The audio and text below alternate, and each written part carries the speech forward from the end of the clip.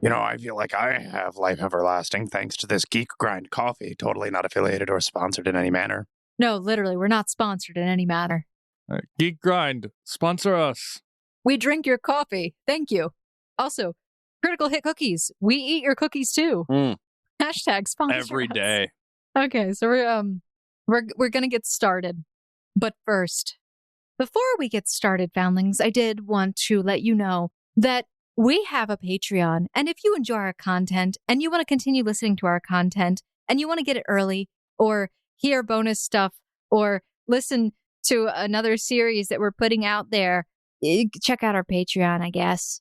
Guess? Yeah, I guess. Well, once again, I have to reiterate that supposedly a bronze tier seeker makes exactly 3 crow every month, and I have been informed that though I have been in a 4-month time skip, that I have exactly 0 crow because I have to spend it all just in order to survive.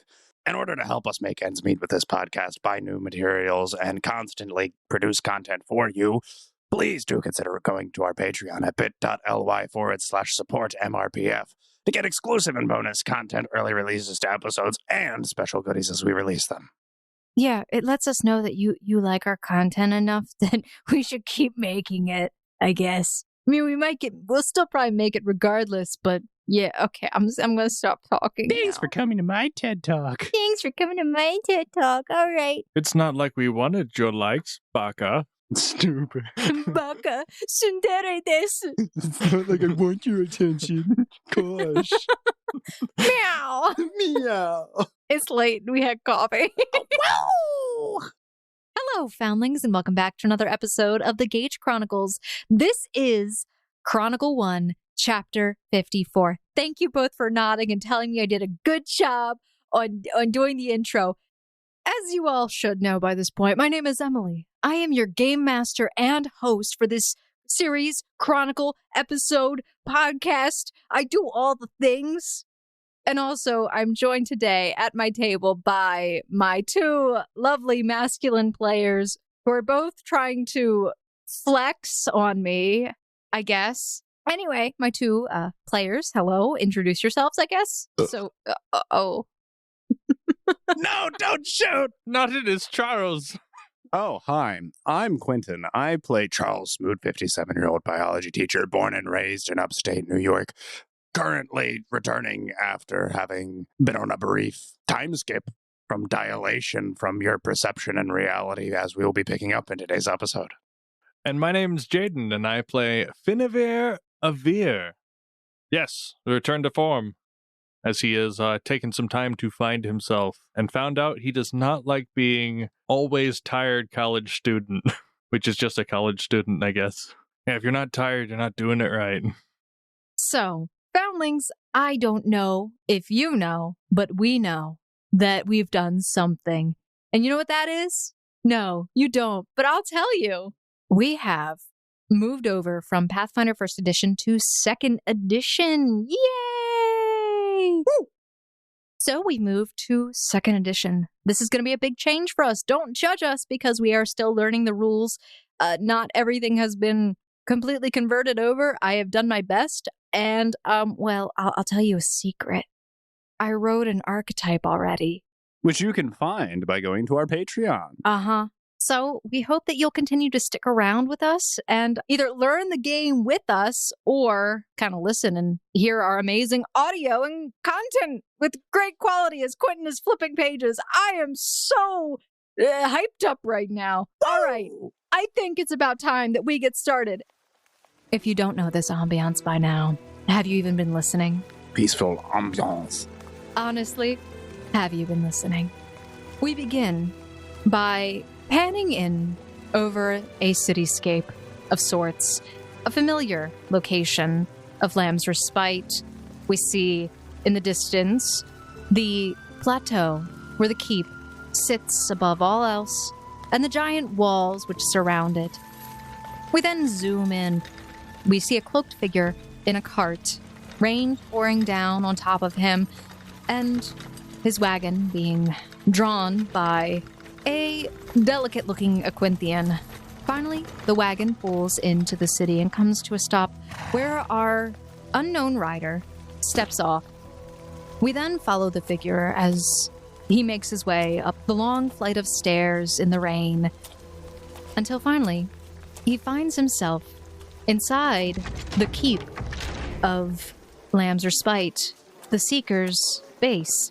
Our cloaked figure steps into the large hall of the guild, seeing that there are a number of people here. It seems busier than before. And he takes down his hood, and we see a familiar face of Finavir, Avir. Jaden, why don't you take a moment and reintroduce Finavir and redescribe this man, boy thing that we see. Man, boy, child.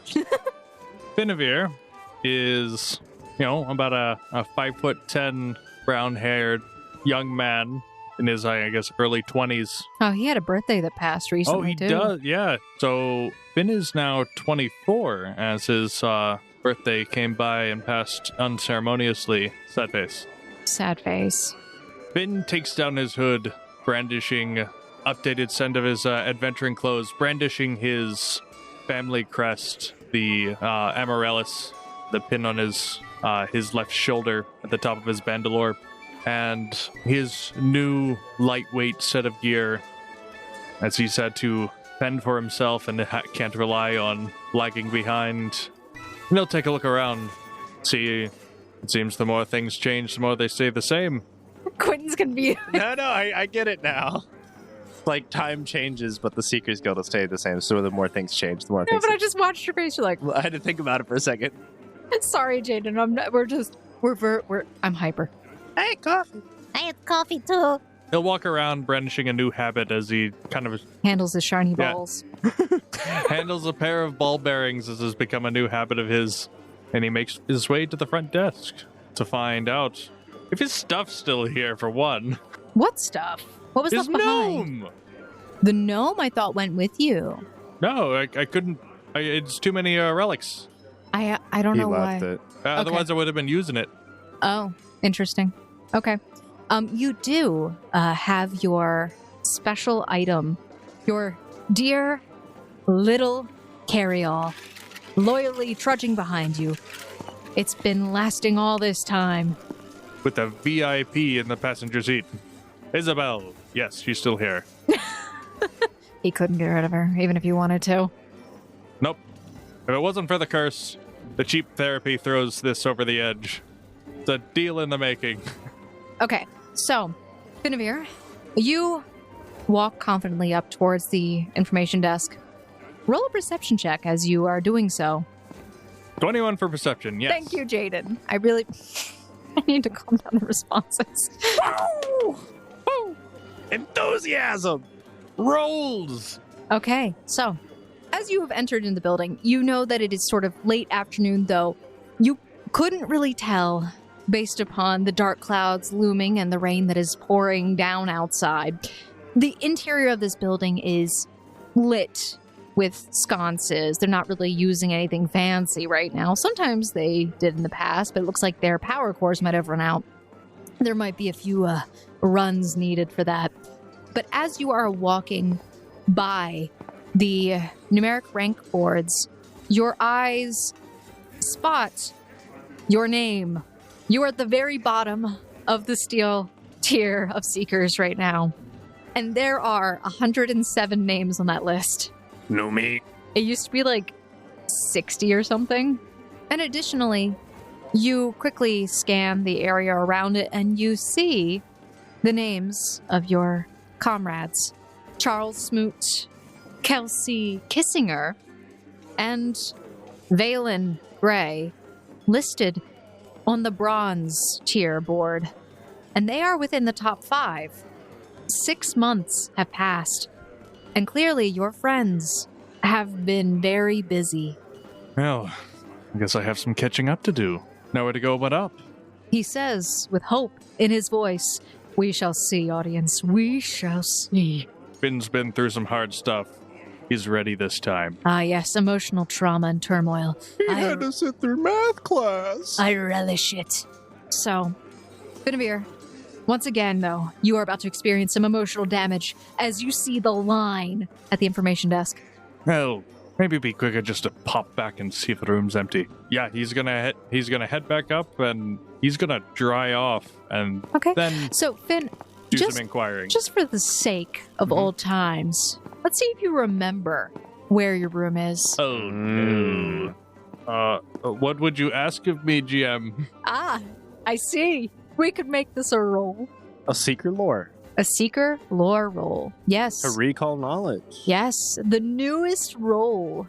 Lore. Lore Seeker? Lore Seeker. So, dear audience, if you don't know, in Pathfinder 2nd Edition, similar to how lore was added in the Unchained variant rules, now in Pathfinder 2nd Edition, lore is a permanent stat and has replaced the knowledge local skill. And instead, everybody has very specific lores that they get. Now, to be more specific, it has replaced all knowledge skills.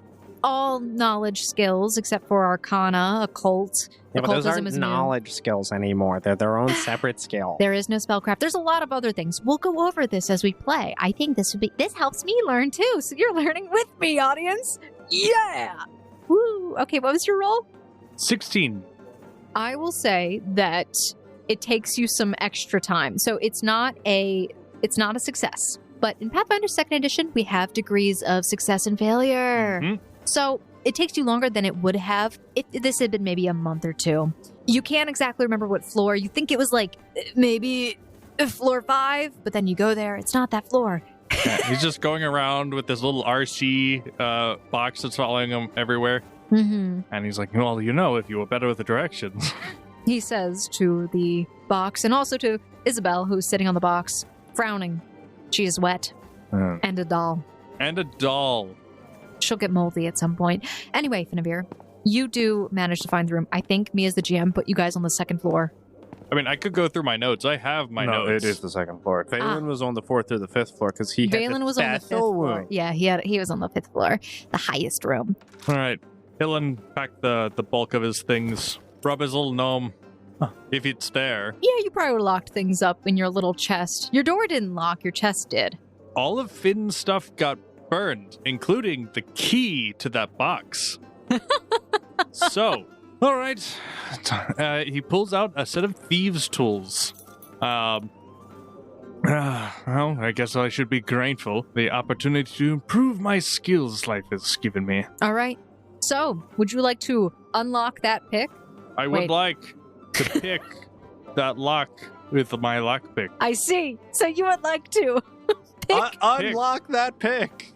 Unlock that thing with The lock this pick. with the pick. Yeah. No, you had it right, Jaden. Someone else here I'm fine. who's GMing and hosting all at the same time. I pick what I lock. All right. So he's going to pick that lock. I was trying to be creative and it failed. So please go ahead and roll your thievery. That'd be a 19. All right.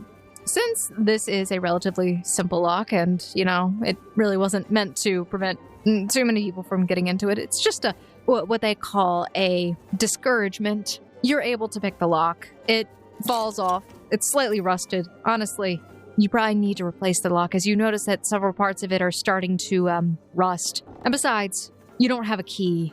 You open up the chest and you see that your gnome is in there, along with anything else that you had left behind. If anything else was left behind. Yay, random rope and casks and water skins. He would rub the gnome on the hip. At least someone here waited for me. You feel a tingling sensation in your fingers. Quentin, stop it. My fin tingle. Oh, God. There are things I don't want to say ever again, or hear ever again, and that's one of them. It's a Marvel reference. So, Finn, you get your gnome. Yep. You're in your room. You dry off a little bit. And then what happens? He's gonna start investigating. He'll start asking around if anyone's seen a very grumpy old man and his ragtag group of adventurers. You go around asking people on the floor that you're on. You go to a few different floors. Nobody has seen anyone of that description recently, though some of them do recognize the description overall. Oh, that grump? Ugh, can't stand the guy. I lost an arm wrestling competition in once. Hey, you ever see that sweet piece of candy he's got with him? think that's his daughter, though, so don't tell him I said that, okay? And this guy runs off. But nobody has seen them recently. You do think, though, that perhaps if they aren't here and they've been doing missions, that perhaps talking with someone at the information desk might help. I mean, he'll stay here for days if need be. So he will eventually, begrudgingly, stand and wait in the information line. All right. So, I want you to roll 2d6s for me. That's a 1 and a 6. You wait there for 16 minutes in line. It could have been worse. That could have been worse. It could have been an hour and 6 minutes. It'll never be less than 10 minutes. Never again. Never again. But you walk up to the information desk. You see it is a girl with blonde hair. It's parted to the right. You recognize her. She is... Nora, good to see you again. Hello. Welcome to the information desk. It's good to see you again. She takes a really long, How long can you hold that? Now, hold on, I can hold this. Let me roll 2d6s. 63 minutes. I'm kidding. Imagine. She holds this for a solid 15 seconds before she says, Guinevere. Am I right? I believe I'm right. I'm usually never wrong. You indeed are right. Well, I'm so glad that you've come back to us. We were considering having to take you off the board. We thought that you might have died and somebody would have had to come and get your things. Well, welcome back. Well, it's good to be back. Trying to look for the rest of my party as we've been separated for some time. I see. Well, I also need to let you know there's a few things here. You are on a probationary list. You could be potentially removed from the guild if you don't start picking up some quests there, buddy. We gotta fix that. Oh, yes, we do. Yes, we do. You said you were looking for your party? Yes. I believe that they are currently on a mission. They should be returning relatively shortly, though. All right. Just stay around a few days. Maybe I can pick up some light mission work. we pan into a new scene. 3 intrepid adventurers are currently running for their lives away from some giant unknown beast that is chasing them through a canopy of trees. They currently charge through, and we're going to do this action cut shot where all 3 of these people are very recognizable to us as we see 2 men and a woman. One of them, the oldest of the group, a large man who is actually currently at the tail of the group, ushering everyone on. Audience, we see flash across our screens a freeze frame, and a name tag appears across the screen. Charles Smoot. 57-year-old biology teacher, born and raised in upstate New York. Mountain of a man standing at 6'6". He has slicked back, gray, almost whitening hair at this point. But do not let his age deceive you, for he is a muscular, well-built barbarian of an individual, currently clad in masterwork chain armor and wielding a large bastard sword. Beautiful. Next up, we see the young woman. Across the screen, we just see, in a freeze frame, flash, Kelsey kissing her. She is a young woman of probably mature age. I think she's 22 now. She's currently wearing her standard green jacket, but has also upgraded her gear to something more adventuresome. She appears more fit and a little bit more muscular overall, and she has several scars that are very prominent on her arms, and one that travels from the back of her right shoulder slightly towards her collarbone. She charges forward, and then we have another freeze frame, and you see across the screen, Vaeolin Gray, our other intrepid adventurer, the supposed king killer, currently fleeing for his life. He's no longer dressed in the wealth and colors of Vaeolin, but is rather dressed in more adventuresome clothing with more muted colors and more mundane. But the action continues, and we fade into the scene as our party is traveling. Charles Smoot, there is something currently behind you guys. You see ahead of you is the mirror gate. Hurry up, everybody, we gotta get through! All right, what's the code again? You guys finally reach it to the gate. You hear this thing. The trees are falling in the background. They're shaking, and you also hear the tiny clicking and clattering of metallic objects against stone walls. What? You don't know the code? It wasn't my job to remember the code. Vaeolin, do you know the code? No, it's this one. And he runs up and he starts pressing on the buttons. The mirror gate activates.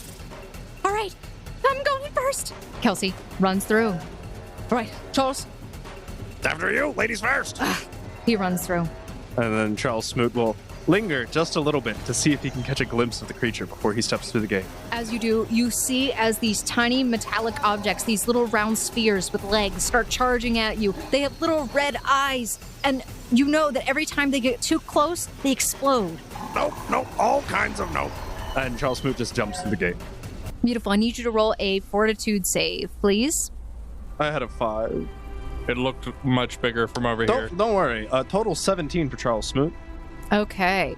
So, It's barbarian. Charles Smoot, you pass through the mirror gate. You feel your body suddenly get lurched forward, and you suddenly arrive to the other side, stepping into the stone room.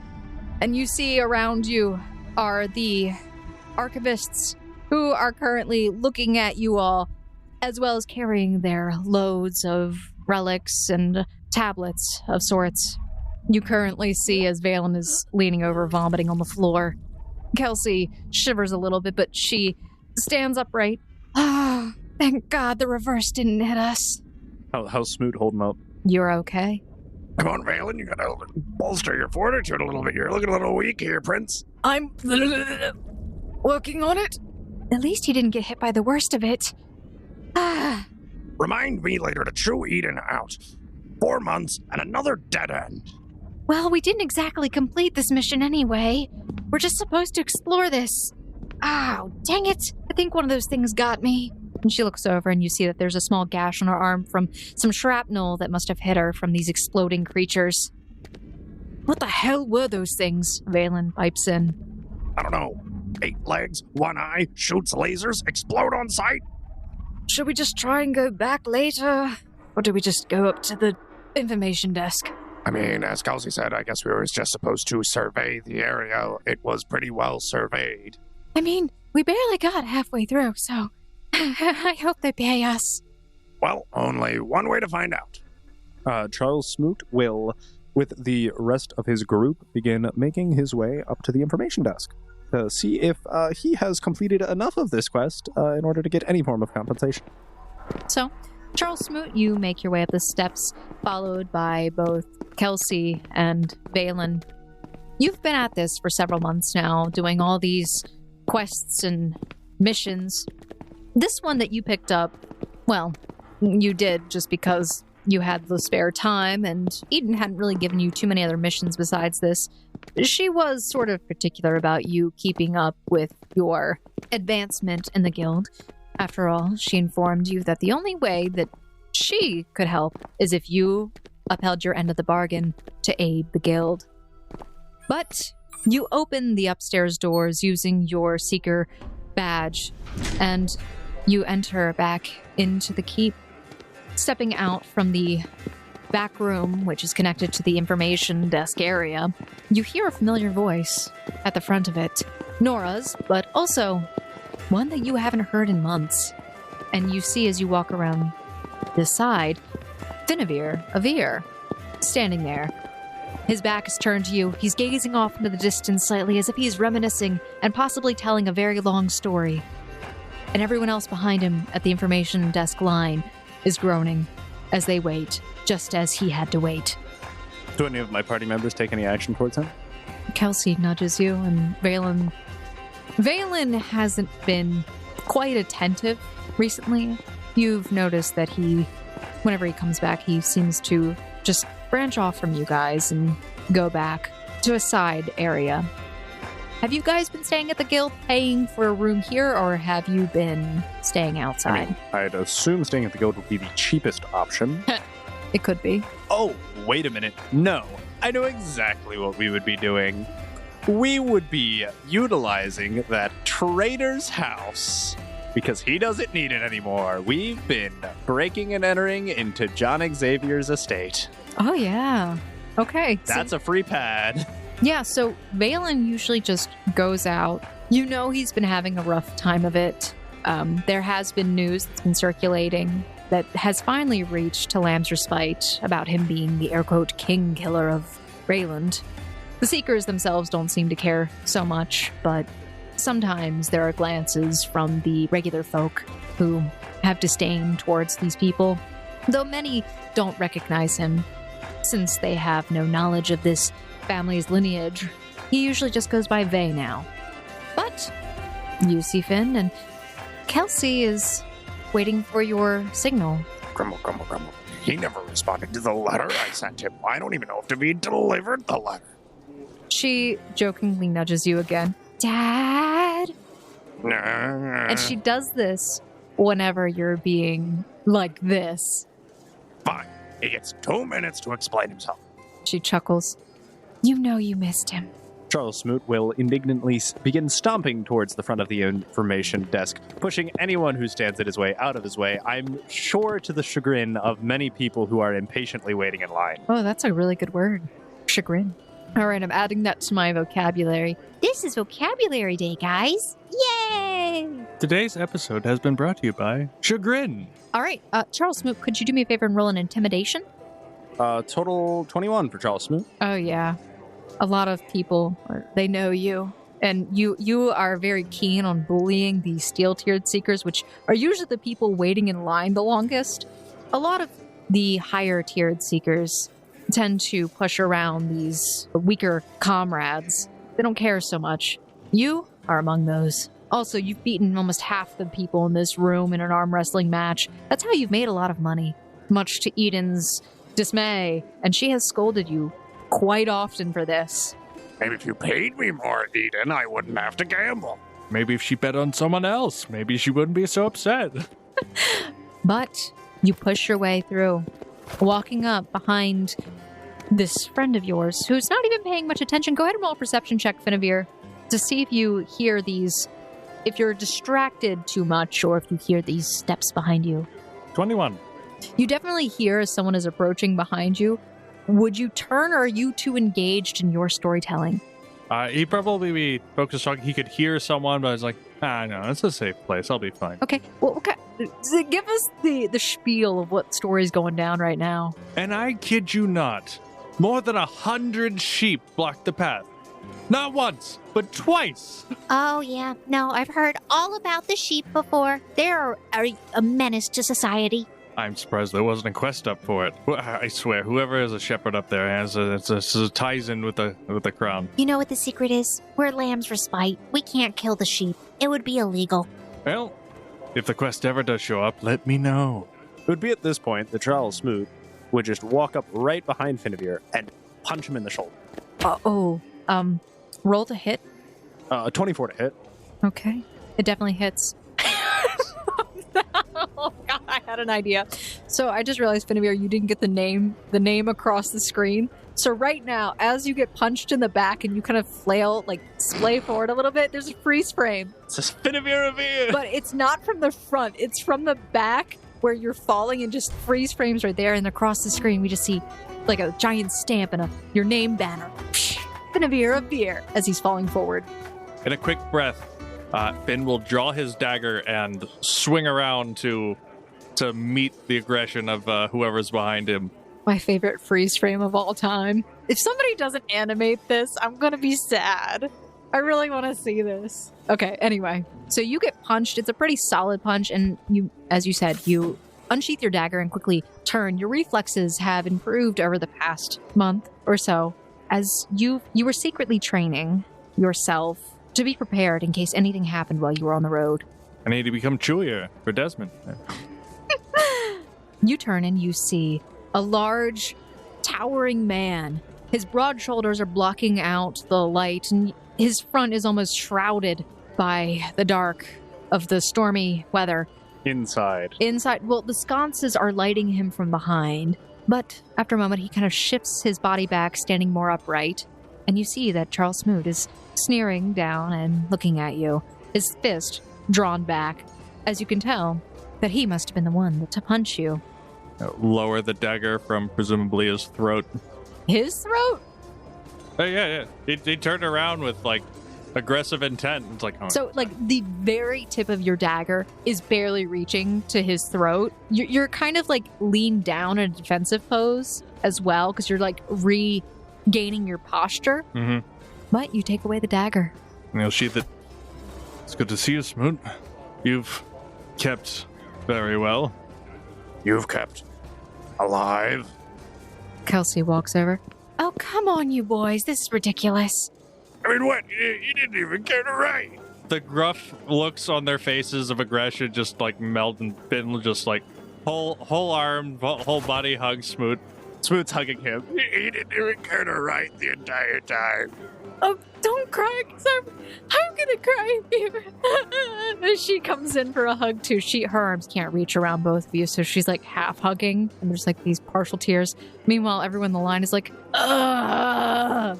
Oh, right. I'm done. I mean, because I'm like all waddle as a group, like to the side. Smoot turns around to stare at all of them.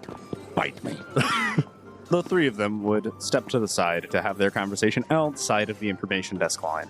You see that the small cafeteria area is currently very busy, but there is some open seating if you would like to sit down. So yeah, we'll take a seat. Kelsey looks around.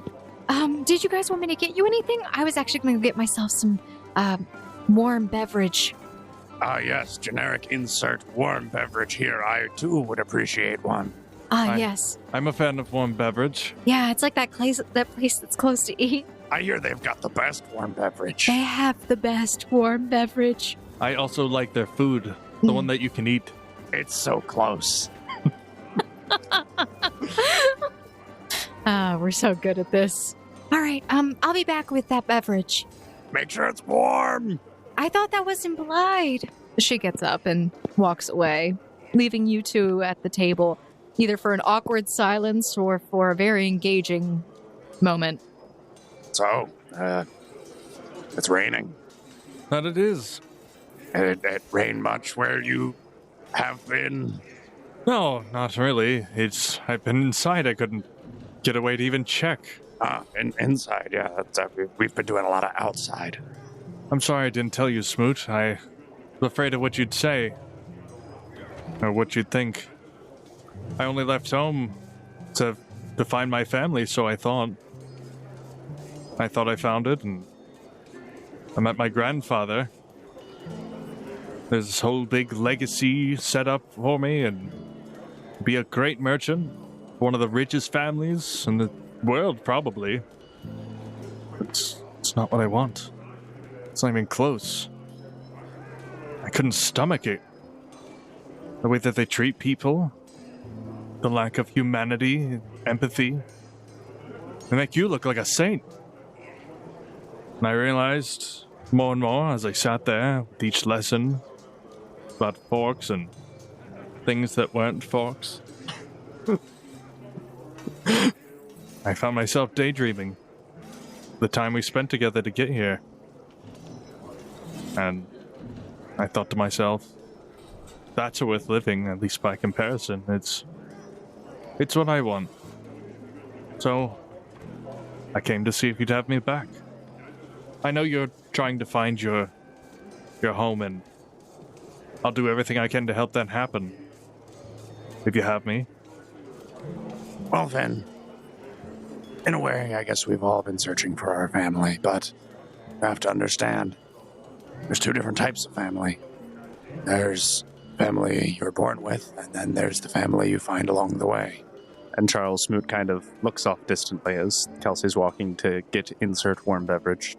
So, of course your family will have you back then. You're always welcome here. Thank you, Charles. No more crying. We can't afford any more of that today. I have a reputation to uphold. You already hear whispers of people being like, I didn't know that man could cry. It was like watching a full-grown baby. I will suplex you. Charles Smoot just wheels around very quick as he hears these rumors spreading. Silence falls across the groups. That's the Smoot I know.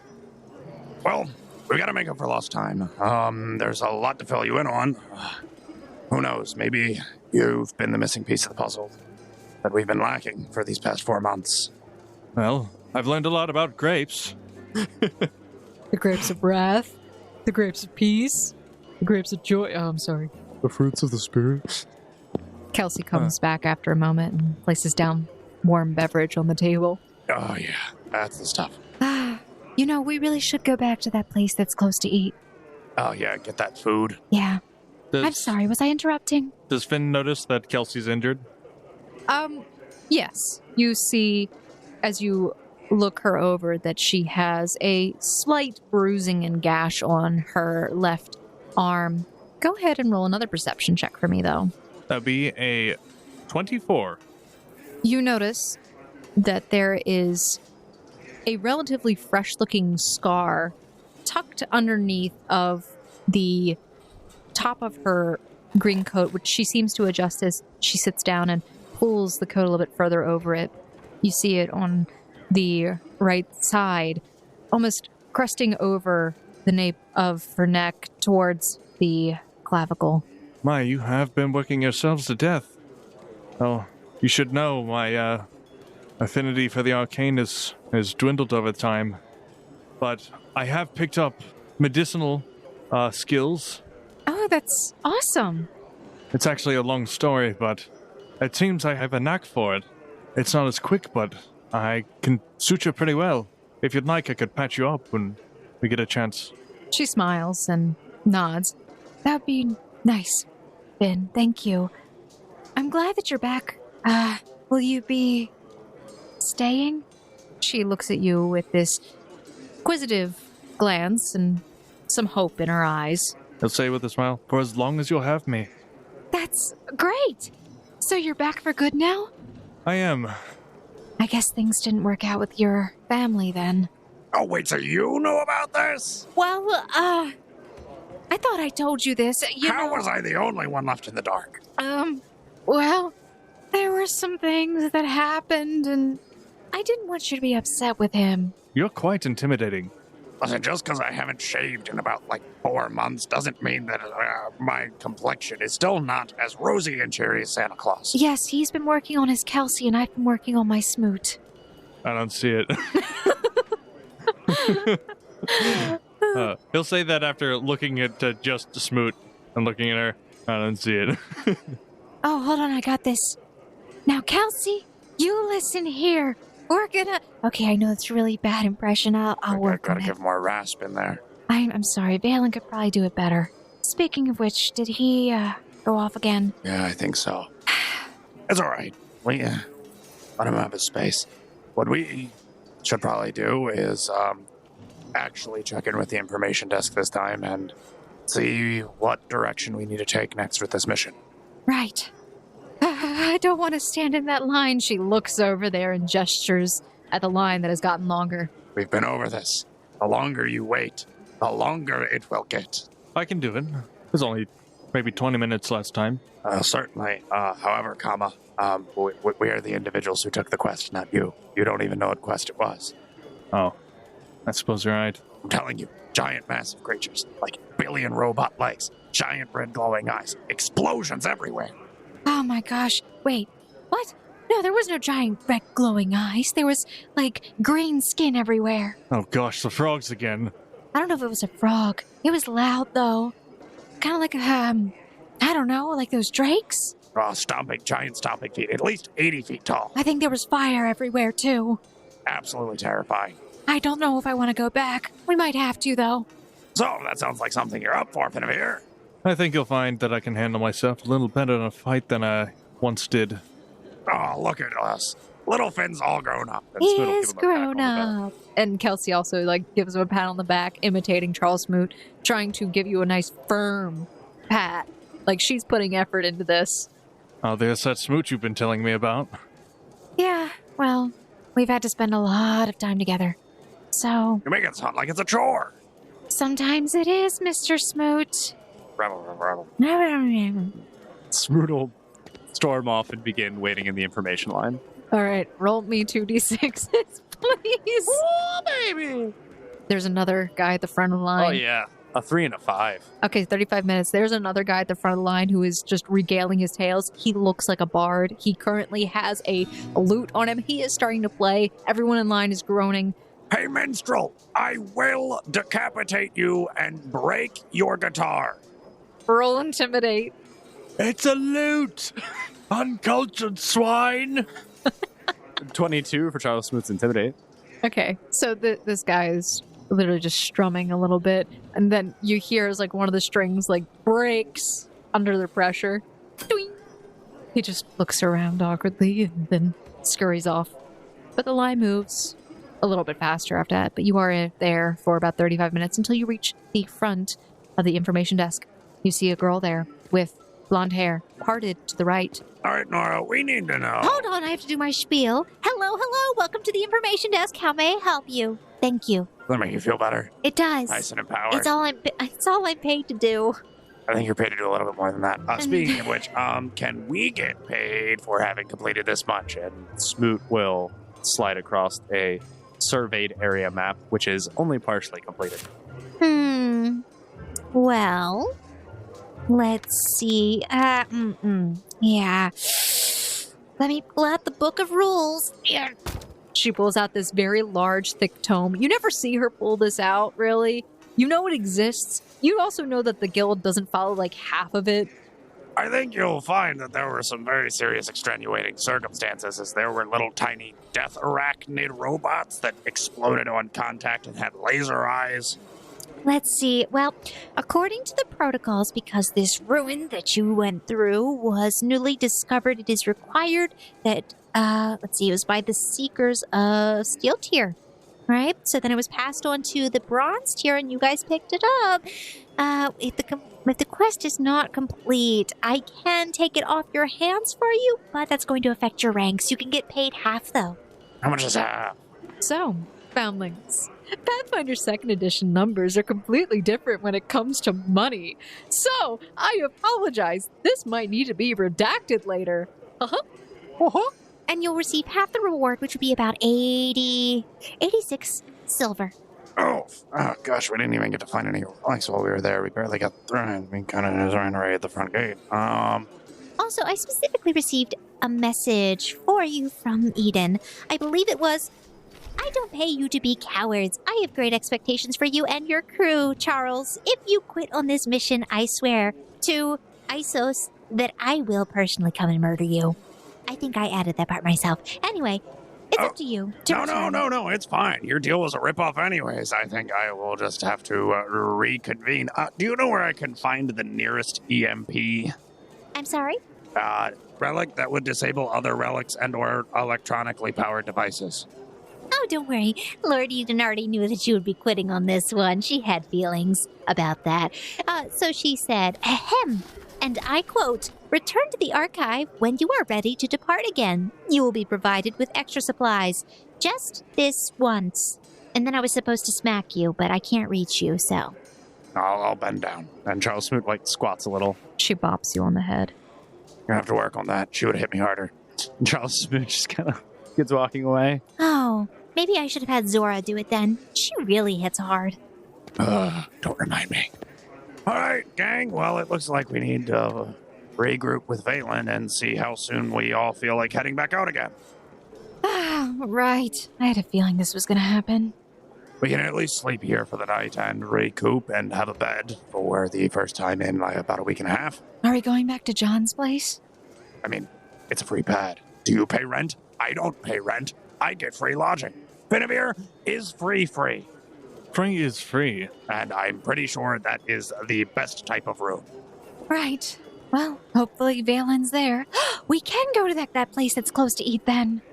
Absolutely. It's right on the way. Perfect. I'm famished and I know we're going to be going into a late lunch. So, you all head out from the keep and you go to John Xavier's place. We stop and have a charming dinner at that place, which is close to eat, regaling each other in tales, catching up as we've been separated for many months, before eventually returning back to John Xavier's abandoned and now squatted in home. Yeah. You guys got to explore a little bit of John's home. He really didn't have much. Of course he didn't, that conniving snake. He never planned on staying here. Huh, interesting. Very, very interesting. That or he has a hidden stash somewhere you guys haven't been able to find. Who knows? That would be so embarrassing. We see him show up here while we're resting here, and then he turns over a tile, and suddenly there's an entire secret room of treasure that we never found, and we've been staying there for 4 months. Like an artifact gun, and he points it at one of us. Just I'm sorry, what are you all doing here? Why are you stupid? Joke's on you. John, our best friend. Anyway. My favorite person to murder. Oh, dear God, people. It's not that serious. I will kill him on sight. I feel like mistakes have been made overall. So, yes, you go back to John's place where you find, unfortunately, Vaeolin, who is currently asleep at the table with a bottle in his hand. Charles Smoot won't disturb him. He will just put a blanket over his shoulders and write a note for him. Hope you slept well, but hopefully you didn't drink too well because we'll be headed out, hopefully tomorrow morning, to continue our expedition. You're just gonna leave him there? Yeah, I guess he deserved it this time. Yeah, he kind of does deserve it. How many days in a row does this make? I think 6. Yeah. I think we need an intervention here. Anyway, we'll talk about this later. So, I sleep over there. I noticed that Farron isn't with the party anymore. Is she okay? Oh, funny you should ask. We actually did run into her on our way back. She helped us when Vaeolin was injured. She's fine. She's back at her home village, actually. She's looking after her father. With the turmoil in the area, as it's been getting worse, she didn't wish to leave him in his more elder state. Just in case anything did break out, she wanted to be there for him. Yeah. She also said she would be sort of, an informant for us. Well, more specifically for Vaeolin. Since, all that happened. That means we got 2 double agents. We have Farron and we've got David. Oh my gosh, David! I know! I don't know if you've heard anything from him, but he is doing supremely well. I know. We got a postcard. He said he's in the real estate business. Yeah, He'll be running the country soon enough. He even had a portrait drawn of himself on the postcard. Oh, I did the portrait. Really? Wow, that was surprisingly good. I actually complimented it when I saw it. It's literally the first business card. World's first business card. Oh my gosh, that explains so much. You started the world's first business card enterprise. David just giving you all the ideas. Yeah, that was his idea. They seem to be very popular. It's the business exploded. The Merchants Guild actually had to put the hammer down on him until they could get a hold of the situation. Oh my goodness. So wait, has he really... He looks really skinny in this. Has he lost a lot of weight? Is he eating okay? Oh, I guarantee you he's been eating just fine. Oh, okay. I hope David's okay. I hope everything's all right there. I hope there's no war. There's a lot of hopes here. Suddenly, far away, on the most luxury set of linens and pillows. Achoo! So, you all rest and then awaken the next day, heading back towards the guild hall. Oh, is Vaeolin still asleep at the table? No, he's awake. Oh, rise and shine. Nice to see you, Sleeping Beauty. Yeah. I'm sorry, am I talking too loudly for you? He glares at you angrily. Why? You're a monster, you know that? Oh, well, and here I made you a cup of warm beverage. He looks at the warm beverage. Smoot did indeed make him a cup of warm beverage and hands it to him. He half smiles and takes it and sits back down, realizing he doesn't want to sit back down because it hurts. He stands back up and stretches instead, and then sips from the drink, holding his head due to the headache and hangover he's experiencing. I know this is no consolation, and it would be nice to rest, but unfortunately we were not relieved of our duties. We still have to finish our expedition in the ruins. However, it appears as Eden isn't as cruel as most people understand her to be, and she is going to be giving us additional supplies to aid with our venture. Oh, wonderful. That would have been great to have. The first time, that's what I said. Honestly, I can't stand things that go bump in the night, or things that go bump behind me. Well, you might have missed it, seeing as you are passed out drunk unconscious on a table, but we found ourselves a Finavir. He looks over, and his eyes grow wide. He literally has not noticed your presence until you were pointed out. Hi, Vaeolin. Oh, it's the hair. The first words out of his mouth are not, hello, how are you? It's rather, How are things in Rayland? How is my family? What's going on there? As he's saying this, he drops the cup and walks over to you, putting his arms on your shoulders. There is this wild and intense expression in his eyes. My warm beverage! It's all right, Mr. Smoot. We'll make another one. Repairs are underway. The real estate business is booming. I don't think that's what he meant. I've been barred from information involving the Greys, aside from news that Desmond was named regent, and an inside source says he will be named king very soon, if not by the time I got here. He releases you and slinks back to the table, sitting down, putting his head in his hands. There is no sign of relief, only anguish in this young man's face.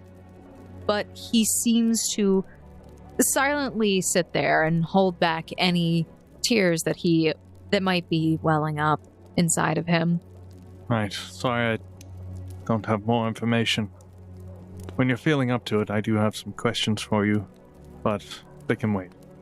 He pinches the bridge of his nose, seeming to try and calm himself down for a moment before he gets back up. Right. We should probably get going then. Right, adventure. We storming the cornfields for more rats, or you bronze adventurers find yourself for more interesting and lively quests nowadays? Because honestly, the rats would be just fine. But I wouldn't mind getting back to the old grind, as I'm told I'll be let go from the secret program if I don't complete a mission, promptly. Well, good for you that we are legally obligated to complete a mission quite promptly, so we will be headed out. As far as the lucrative nature of everything, the world is in chaos, the economy's crashing, prices are all over the place. I don't even know what we get paid anymore. I don't know what anything's priced at anymore. The economy is crashing. Callbacks. Well, Benavir, you're more than welcome to tag along with us, complete this quest, and completing bronze tier quests will hopefully help you ascend to the ranks of steel relatively quickly. Oh, yeah. However, I do regret to inform you that we cannot help you in your Seeker promotion test. So when you are up for promotion in the steel tier, we can't join you. Also, please make sure you're ready for this one. Remember what happened to the last steel tier guy that we let in? Oh, yeah. Yeah. That wasn't pretty. Yeah. Lost another one? As his eyes started rupturing from his skull, oozing pus. It was disgusting. Oh, yeah, no. Just be careful of altitudes and ascending too quickly. Yeah, not a good thing. And beware of the blue-capped mushrooms. Do not eat those. Don't touch them. Why are you eating mushrooms? Listen, I'm not. That's why I'm still alive. Alright, point taken. I bet Mest would have enjoyed them. Everyone sort of sighs and looks down at the ground, except Vaeolin, who's still kind of confused about these other people. Yeah, let me tell you, the bronze tier seeker test is not easy. We've already failed once. But second time's the charm. Yeah, well, hopefully this time if we have a full team of 4, that might help. We'd have to wait for him to get promoted, and then climb through bronze. Why don't you talk to your girlfriend about it then? Rebel. Yeah, I will. And some exceptions may throw my weight around a little. Oh. Anyways, we're going to the archives. Charles Smoot indignantly storms out of the building. Kelsey indignantly follows after, but then comes back. Boys, let's go. Right. Vaeolin. Come on. Whether he wants to or not, help him up. He'll reach his arm around and come on. Fine. He does help you help him. Help me, help you. Help you help me? Yeah, so you guys do make it back up to the keep. And, well, I hope you're ready. You actually make your way almost directly to the archive where Musa is at his desk. This desk, where he launches into this tirade of an explanation of all the things that are there. And you must assume then that these are what are being sent to you by Lord Eden. All right, so first of all, you're going to get the relic bag. The relic bag allows you to hold 3 relics all at once without that counting towards your total relic count. Meanwhile, you also receive the detonation of tracking, which when it explodes allows you to track creatures for up to, I believe, 24 hours. And then beyond that, the Eagle's Eye. This pill you ingested in will help you to see better. All right, Musa, that's all fine and dandy, and I get this is what Eden had set aside for us. Is there any way that you have any, like, electromagnetic pulse thingy that's, like, really good against mechanical creatures? Something I could purchase off of you, even? That is too dangerous for me to give you. I cannot do that. No. Anyway, if I did that, I would get in trouble by Eden. Eden would never let you have one of those things. Absolutely not. Perhaps another day. Maybe I could talk with Eden about getting that. Maybe I could just talk with her, and then she'll have words with you directly. No, please. Are you sure? No, I can go get her right now. Please, Why, either that or you could just sell me the object that I want. I cannot sell it to you. It is in the archive. It is locked away. You cannot go back there. It is not safe. Fine. We'll just have to make do with this. Clearly, Eden thought it would be enough. Either that or she just wants to watch us struggle and laugh. He kind of chuckles. Probably the latter, of course. Musa, if you did not constantly give me good things, I would punch you in the face. All right, everyone, to the gate. Musa sort of shudders as you say that. He is a very small and fragile-looking man who works in this archive. He is a scientist through and through. He couldn't take a punch if you threw it at him. Vaeolin, you remember the code combination to get to the gate we need, right? Yeah. Right. All right. Then away we go. Oh gosh, are we gonna use that ghastly oval mirror thing? Oh, that's right. This is only your second time through it, champ. Yeah, you're probably going to have to deal with the reverse sickness. You see as Vaeolin begins to enter in the codes on the side of the mirror where there are buttons that are pressed. Is there a chance that Finn could try to memorize it? Sure. I guess Lore Seeker's fine. To be a 17. You get the first few numbers, but you're unable to follow the rest of the pattern as his body ends up blocking them. But you see as the mirror suddenly lights up in the center, the reflection now showing an image on the other side of a sort of tropical-looking biome. Your reflection disappears from your side, and you now see through this mirror. All right, ladies, after you. He clearly looks at you, Finavir, and Kelsey as a joke. Oh, tropical. Not as Kelsey as the joke, but you as the joke, because otherwise it's... Never mind. Well, it may be tropical, but it is not a vacation, Finavir. Stay on guard, or you will die. Right. Tally-ho! Let's see. He'll jump ahead. Oh, okay. So you extra propel yourself forward. Yeah. Beautiful. I love it. He gets launched 100 feet forward, further than everyone else. Okay.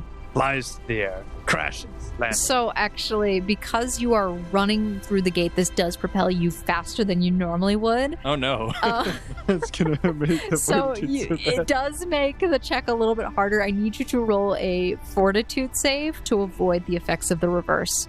All right, we got 13. Oh no. I think he's going to be sickened for a while. This is a critical failure. Oh no. That's not good. What happens on a critical failure, Em? You come out the other side of the mirror and you land smack dab, like you are propelled out of the mirror and you are hit against a wall, and then your body falls back onto the ground. You vomit, and of course, as the effects of the reverse have always been, up is down, down is up, back is forward. It's all so confusing. You can't control your body movements. It takes you a full minute to recover. You are sickened for 1 hour. Oh my gosh, my insides want to be on my outsides, and my outsides feel like my insides. All right. Charles Smoot, please roll your save. 26 for Charles Smoot. That's a pass.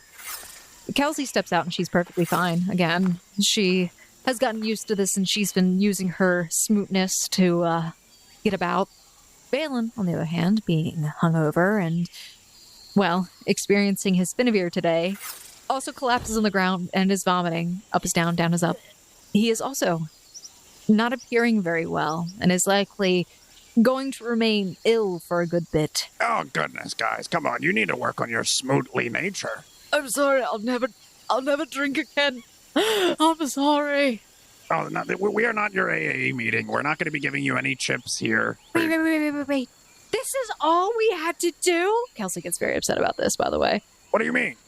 All we had to do was just throw him through a mirror just to get him to stop drinking? Potentially? Oh, we should have done this months ago. Oh my god! All right, boys, come on, get up, please. Oh, this is disgusting. I don't think I can. I don't know how to up anymore. We help them to their feet, and for the duration of their reverse sickness, we will effectively cart them along in the direction we need to travel.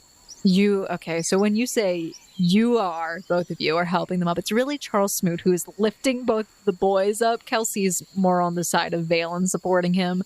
She can't be, otherwise it's a circle, it doesn't work. It's all right. Here you go, Finn. And Smoot will just literally sling Finn over his back, giving him a forced piggyback ride. Just wrap your arms around and don't let go.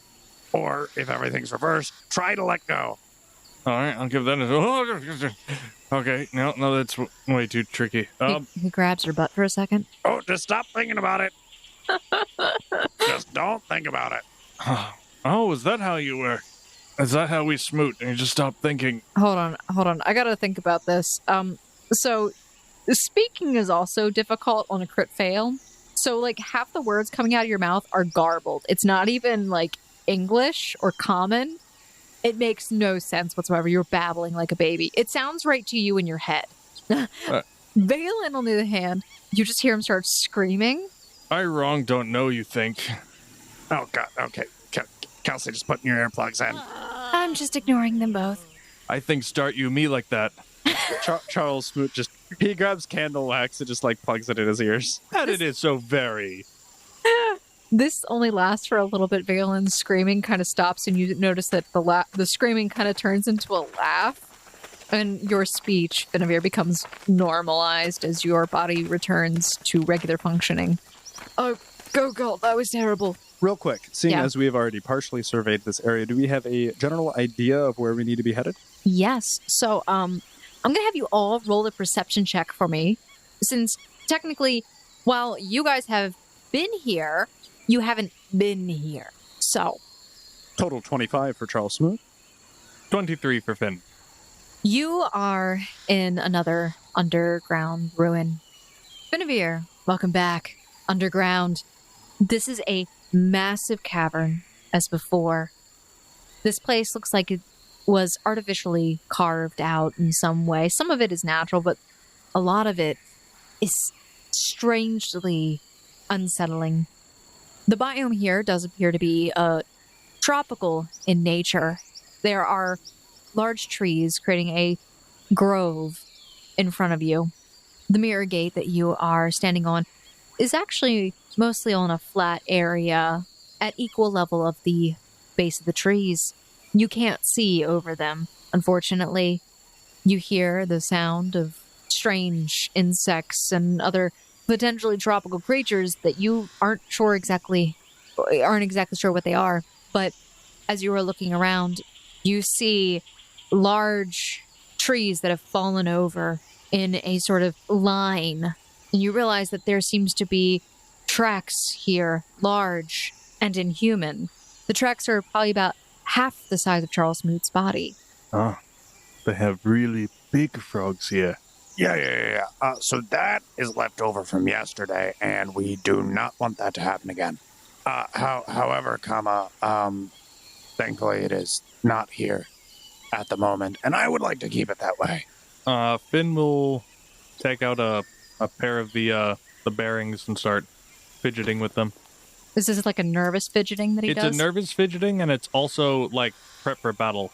Best to be on your guard. And as Charles Smoot says this, he pulls out a masterwork steel shield, which you have not seen him wield before.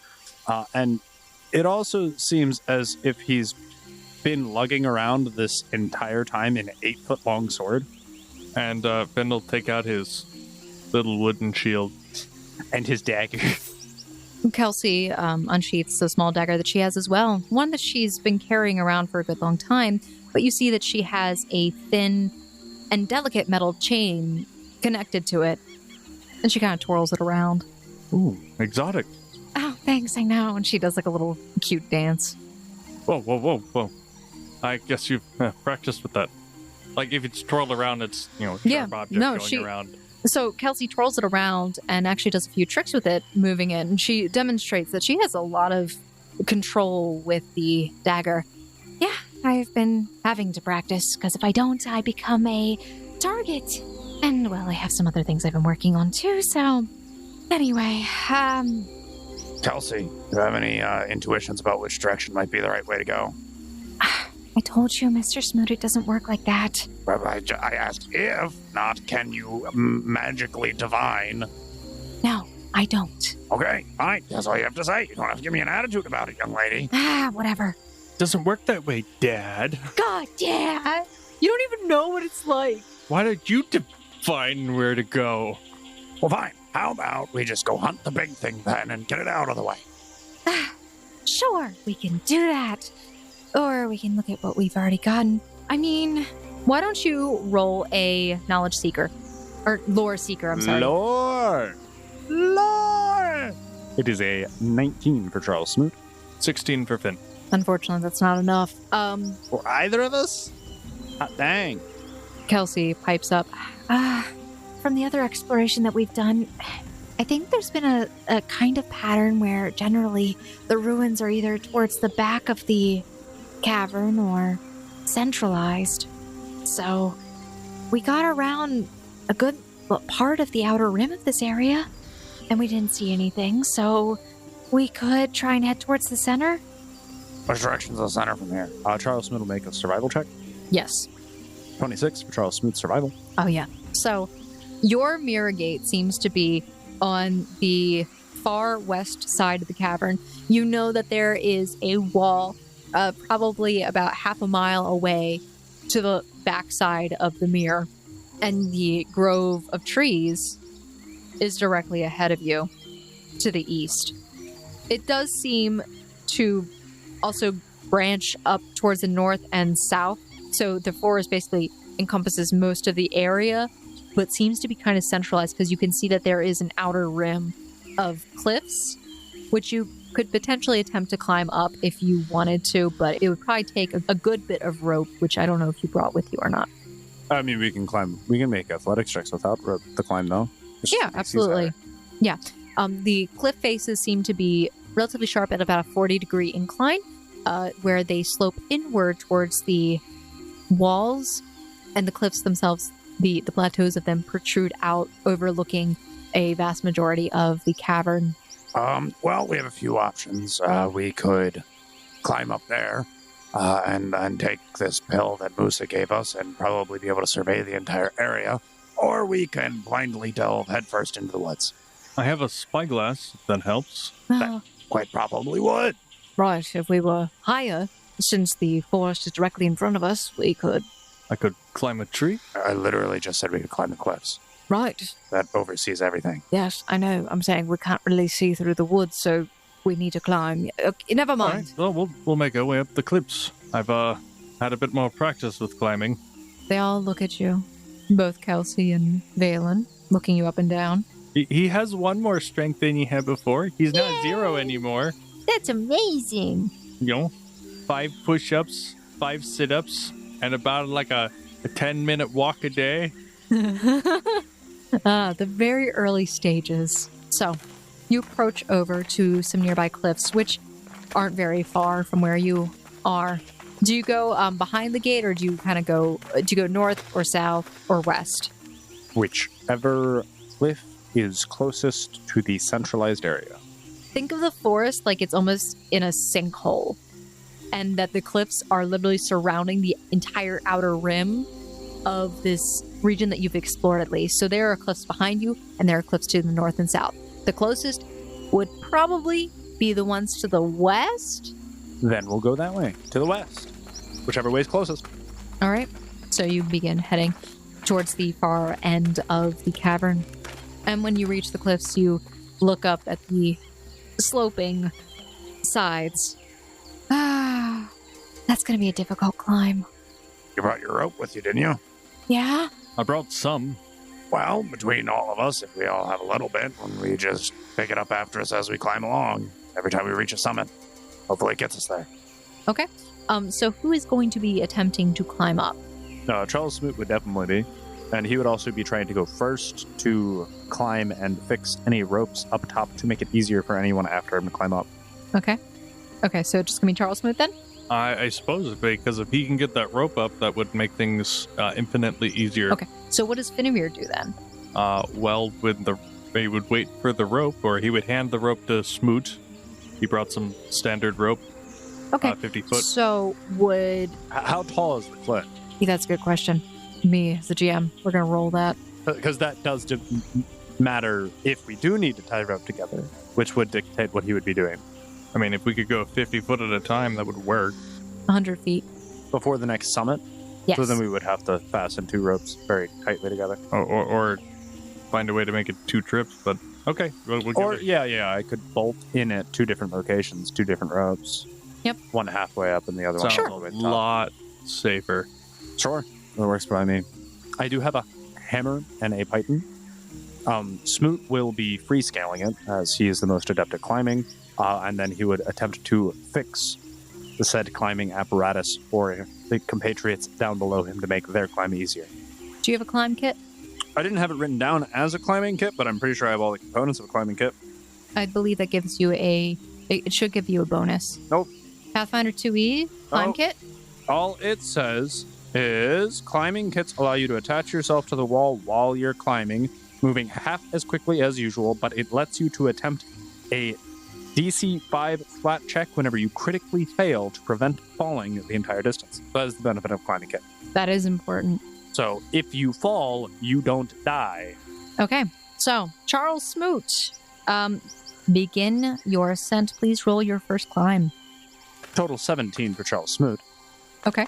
Charles Smoot, you begin climbing your way up the side of this cliff. You are able to find some decent footholds and handholds going up, though as you manage to get a little bit, let's say 20 feet off the ground, you do feel some of your foot slip a little bit underneath of you. I need you to roll a athletics to hold on. 31. So you grip on tightly to the wall and you slam in your crampon into the wall, finding a softened spot, and you latch on. So, at what points would you try to fasten this, by the way? Because sometimes you'll fasten it relatively early to start the rope. Yeah, I think you're supposed to fasten it every 5 to 10 feet. You begin fastening it as you please roll another climb check. 32 for Charles Smoot. All right.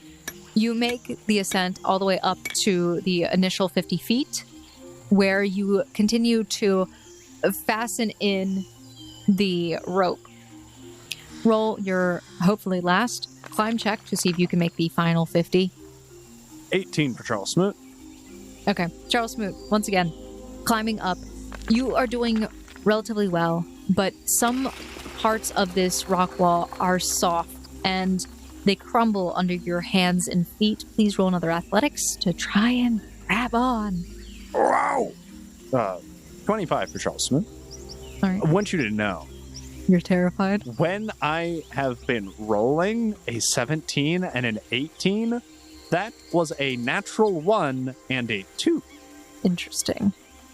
Well, you technically can't critically fail. Well, you can if you miss the DC by 10 or more, but Charles Smoot's athletics check in his favored terrain is a plus 16. You make it about 25 feet, so I need you to roll one more time. Please, dear God, let this be the last one. 26. Yes. So you make it all the way to the top, fastening your rope, and you have made an easier climbing path for anyone else wanting to go up or go down. But you reach the top, and you see the entirety of the cavern. Dissimilar to the first one that you were ever in, this cavern is nowhere near as large. It seems that that one is very specifically a training grounds. Because it has multiple biomes, this one in particular has a singular biome that is tropical and more like a jungle. You see tall trees almost reaching towards the top of the cavern, sort of blocking part of your view, but you are still able to see the top of the cliff on the very opposite side. There doesn't seem to be anything here that is remotely dangerous that you can observe, but you could try and roll a perception check to see if there's anything strange you spot, since you have the pill, and do you have Finevere's spyglass? I don't have Finevere's spyglass. I would wait for him to come up, but Charles Smoot would pop that pill. Okay, so for the All next right. 3 hours, you have been blue-pilled. All right, Peter Jackson, what do my elf eyes see? Yep, perception, please. All right, 28 for Charles Smoot's perception, attempting to locate any would-be runes in this tiny cavern. Also trying to tell about how large this cavern is. I know you said it was smaller, not multiple biomes, but a rough estimate. Yep. Finevere, you were down below. Did you want to try and climb up? The DC is much easier because he has attached this rope. Well, assuming that the check is easier, I would like to take assurance. Ah, yeah, this is going to be his new inspired. I'm going to hear, can I take assurance? I guess. Oh, yeah. Sure. Okay, interesting. I suppose you can. All right, so that would be a automatic 18.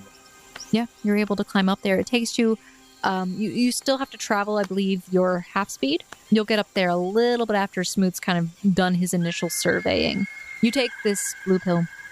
Your pupils dilate, and then they sort of narrow, and you feel yourself being able to focus in on things that are so far away. This is like a miracle pill. You notice that your vision was starting to get a little bit worse as, time was going on. It's gotten better because you haven't been staring at a computer screen for months, but this is the best you have ever seen. Actually, it's better than you've ever seen. You don't remember ever seeing anything, ever. I was blind before this pill.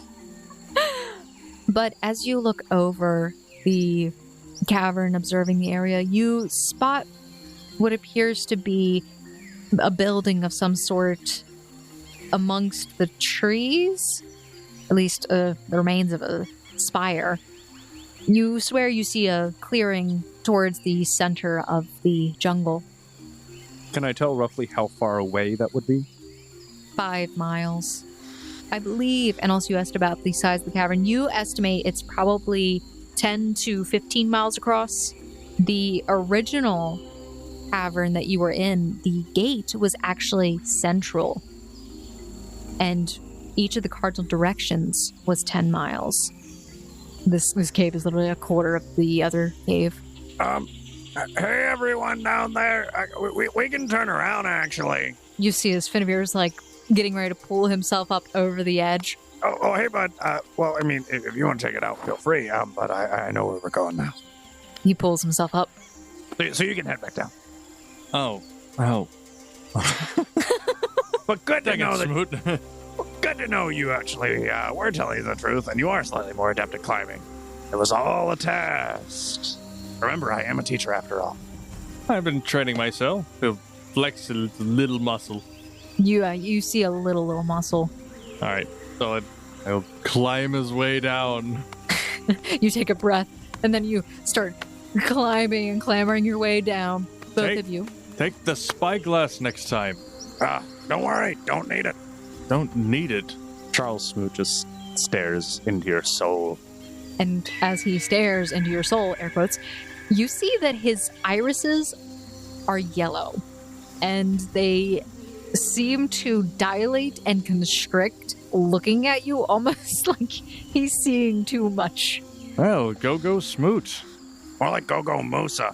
He gave me some miracle pill. My eyesight has never been better. I wish this would last longer than 4 hours. You stare down the ground for a moment, and you see that there is an ant crawling, and you, for some reason, find yourself very focused on it. And then a mouse scurries by, and your eyes dart towards it. I could dive from up here and strike it. There's a side effect to this pill, I guess.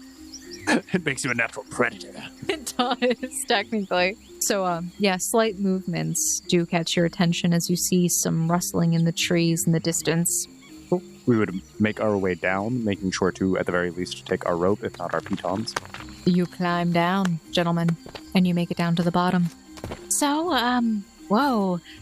Mr. Smoot, your eyes are a little... Watch out, there's a spider over there 300 feet to your left. Can you please stop looking like that? No, I really can't. I think that maybe this is why Musa said be concerned if it lasts longer than 4 hours. Charles Smoot, roll a perception check. What do my elf eyes see? What is your perception check? 33. Oh, yeah. I natural crit on that one. Charles Smoot, you see in the trees some movement, and against the bark, you see the glint of metal, and you spot one of those round orb things with the metal legs. It turns its red eye towards you, looking directly at your eyes. And it looked at me, and I looked at him, and he looked at me. But then, in the forest, you see the blipping of these red lights as they all seem to turn their attention back towards you. Well, we've got company. And I think that is where we're going to end off this week's episode of the Gate Chronicles. So, thank you for joining us in another episode of the Gate Chronicles where stuff has happened, and we are now in Pathfinder 2E. We're still learning. I'm going to have to write combat stuff. I was not ready for that this episode, so that's why we're ending it right now. But again, we do thank you, Foundlings, for listening to these episodes and joining us each week with Missing Role Player Found. We hope that you continue to follow along with the story. We always want to give a big thank you and shout out to Michael Gelfi with Michael Gelfi Studios, Monument Studios, because they make amazing music, as well as Yvonne Duch for allowing us to use their music and ambiance in today's episode. We are so grateful. Also, thanks to Sirenscape for helping me put together my ambiances so I can play them at the table and my players can enjoy things. Yay! Like we said in the beginning, Foundlings, there's a really great way to support the podcast. Please go to our Patreon. Consider supporting and donating to the podcast because that does help us out a lot. Also, keep up to date with any announcements that we have to make through our social media accounts as well as Discord. Our social media, Twitter and Instagram at RollFound. And Discord link is in our description below. Go to that link tree thing, click it. Boom. There you go. All of the stuff is there. And last but not least, make sure you're sharing this podcast with a friend, a family member, dog, your cat, and also make sure your cat doesn't get a hold of your Nerf gun pellets because otherwise you'll lose them all. I think that's going to be it from me. Then we'll see you next week on another episode of the Gate Chronicles. Bye, guys. Bye. Bye.